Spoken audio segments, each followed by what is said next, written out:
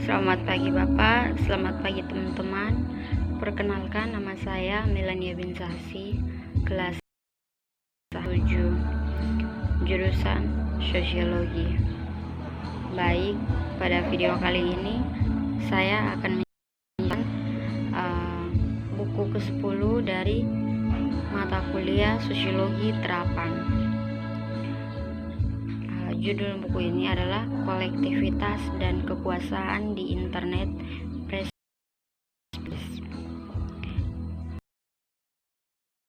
Itu adalah kolektivitas dan di internet. Perubahan sosial teknis telah menjadi fondasi penting dan dari tindakan sosial. Terbuka mencari kemungkinan baru atau yang diperluas secara signifikan untuk berkomunikasi dan mengambil tindakan untuk individu kolektif. Namun, selain spontanitas dan jaringan yang longgar, kolektivitas tidak pernah muncul begitu saja tiba-tiba. Dalam semua kasus, itu tertanam dalam kelembagaan dan infrastruktur tertentu, kerangka kerja yang memiliki efek penataan, tindakan, dan perilaku. Kerangka kerja ini secara tradisional memasukkan aturan kelembagaan seperti hak untuk berkumpul dan berdemonstrasi atau kebebasan. Infrastruktur media tentu sebagai platform untuk informasi dan komunikasi. Pasar sebagai arena yang membentuk dan menyusun kolektif perilaku konsumen atau keberadaan ruang lingkup publik sebagai tempat berkumpulnya orang baik secara spontan atau secara terencana.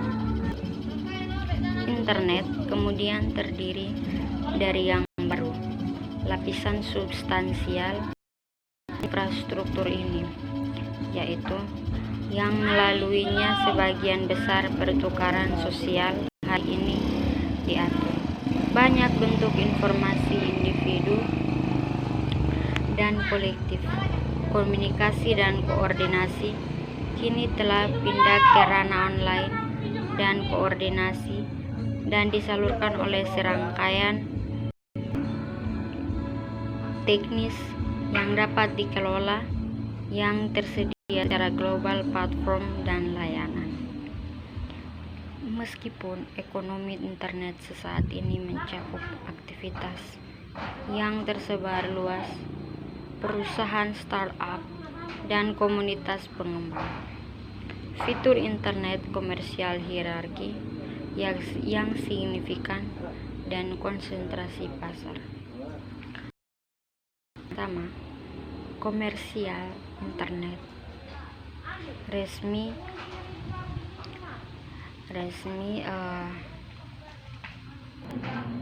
dicirikan oleh persaingan yang kuat antara perusahaan. Hal ini menyebabkan volatilitas yang luar biasa dari pasar yang diakuisisi dan posisi kekuasaan yang harus berulang kali dan diperbarui dalam menghadapi dinamika fashion preferensi konsumen yang mudah berubah, apalagi di luar dominasi di pasar internet komersial. Perusahaan internet saat ini memiliki jangkauan yang lebih jauh berpegang pada masyarakat. Baik, bab 2 adalah kolektif di era digital, tipologis berbasis aktor. Yang pertama, perkenalan.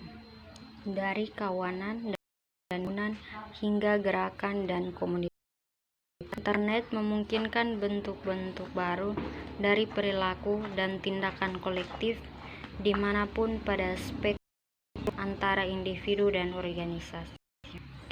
Teknologi online memungkinkan adanya agregasi preferensi samar yang dikumpulkan terutama dari sistem umpan balik konsumen atau penggunaan kolektif media sosial yang ekstensif, misalnya Facebook, Twitter, Snapchat, dan Instagram.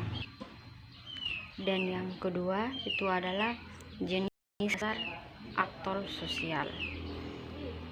Untuk memahami dinamika formasi sosial berbasis web dan strukturnya, taring, organisasi, kapasitas, dan pola tindakan, kita mulai dengan melihat yang ada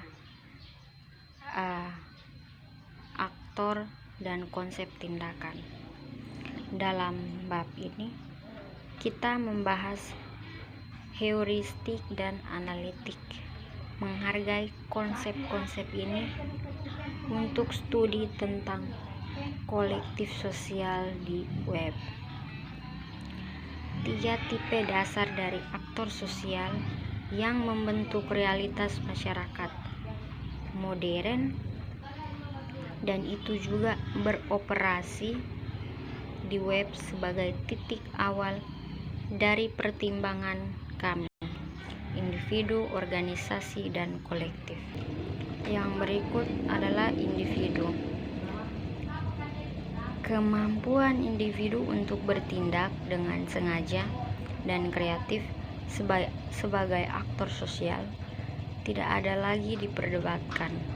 Tentu saja, tindakan dan cakupan tindakan individu adalah ditentukan dan dipengaruhi oleh konteks sosial tertentu, oleh aturan dan norma, dan dengan ekspektasi peran tertentu. Secara umum, tindakan individu sejalan dengan orientasi lembaga regulasi, normatif, dan tunduk pada signifikan untuk menyesuaikan diri dan kelompok, dan sangat cenderung meniru perilaku yang diamati di tempat lain atau sudah dianggap positif secara sosial. Namun demikian, tindakan aktor individu tidak terbatas pada tujuan sederhana.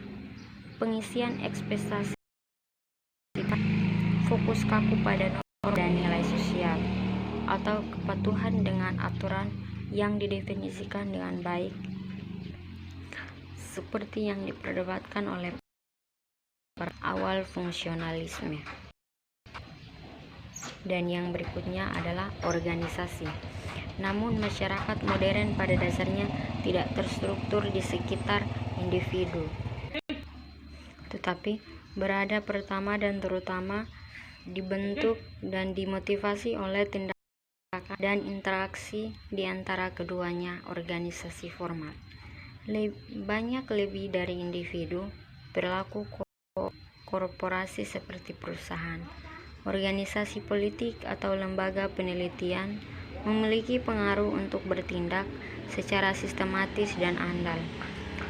Telah didirikan tindakan yang dicantumkan dan diformalkan dan rutinitas pengambilan keputusan, dan memiliki strategi yang lebih besar, kemampuan saat mengimplementasikan sumber daya organisasinya, yaitu karena mereka sebagian besar tidak bergantung pada frekuensi dan minat anggota mereka. Dan yang berikut lagi adalah formasi kolektif. Spektrum luas mulai dari individu hingga organisasi menampilkan variasi yang sangat besar dari formasi kolektif. Kolektif semacam itu memiliki koordinasi yang sangat berbeda dan pola gerakan dan tidak bisa sembarangan dianggap sebagai aktor sosial, tujuan bersama, sumber daya, dan orientasi tindakan. Dan bagian ketiga, perilaku kolektif yang tidak terorganisir. Yang pertama, jenis perilaku kolektif di web, massa, kerumunan, dan publik. Banyak dari kolektivitas yang spontan, misalnya massa, pada prinsipnya bukan hanya fenomena baru bagi sosiologi. Yang kedua, landasan perilaku kolektif, infrastruktur dan kolektif. Perbedaan klasik dari perilaku kolektif ini memungkinkan untuk ditelusuri dan dibedakan antara formal sosial berbasis web atau tidak terorganisir, lebih tepatnya referensi analitik fuzzy untuk jaringan sosial mengalir yang berlaku. Dan yang keempat, aktor kolektif dan aksi kolektif. Dari atas, varian aksi kolektif di web, komunitas, dan gerakan. Baik, sekian dan terima kasih.